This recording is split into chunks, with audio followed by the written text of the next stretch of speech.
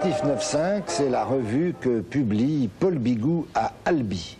Paul Bigou qui s'occupe avec ses amis à Albi du Festival international du 9-5.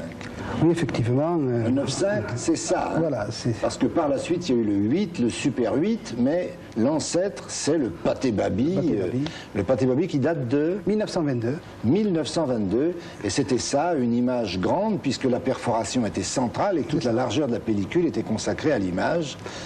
Et donc, vous faites partie de ceux qui brandissent la barrière du 9-5. C'est ça. Nous faisons depuis maintenant 18 ans le Festival du film 9-5, qui est consacré bien sûr aux cinéastes nouveaux, mais également aux films d'archives.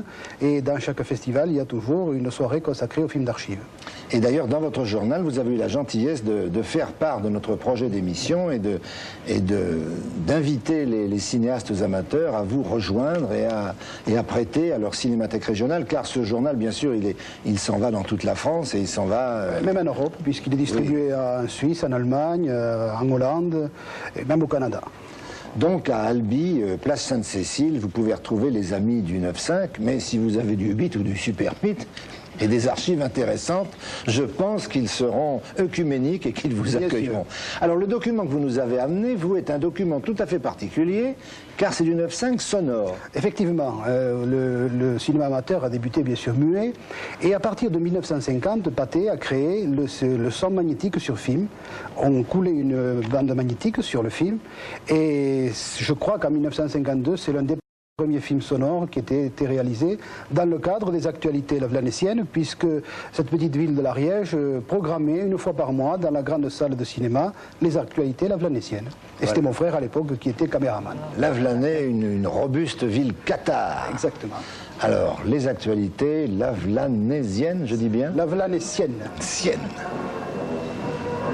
Le défilé est commencé et voici en tête de ce magnifique défilé la clique du coq lavlanécien. Derrière, la philharmonique de Lavelanet.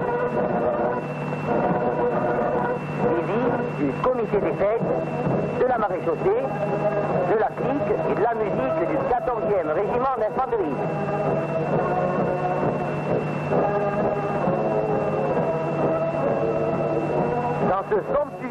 Et je dois dire que ces images sont touchantes, mais leur qualité n'a rien à voir avec celle que vous faites, vous, parce que je les connais, vos films. Oui, je vous remercie, mais la technique a bien changé, et le son maintenant est devenu haute fidélité, donc... Et ça, il faut bien le dire, chez les amateurs, le mot amateur signifiant qui aime. Qui aime, c'est ça. Eh bien, chez les amateurs, il y a des qualités d'image qui tient au fait que l'amateur peut souvent prendre beaucoup plus de temps pour attendre la bonne lumière et il y a dans les archives, encore une fois, des choses magnifiques qui dorment et qu'il faut réveiller.